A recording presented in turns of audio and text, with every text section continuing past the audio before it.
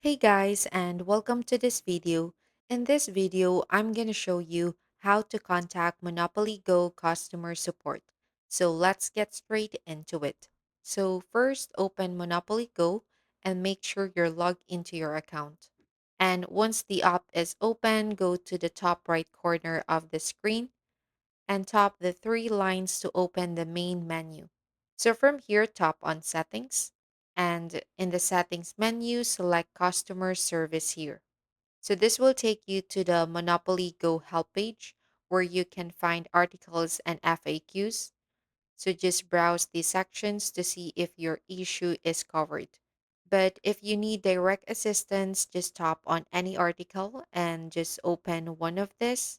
And at the bottom of the article, you will see a red chat box button labeled Chat with Us. So tap this button to open a live chat. And once the chat window opens, you can type your concern or describe the problem. And then the Monopoly Go support team will then assist you with any questions or issues regarding your account or the game. So that's it. That's how to contact Monopoly Go customer support. So I really hope you found this video useful. If you could give us a like and subscribe, we would really appreciate it. Catch you guys in the next one.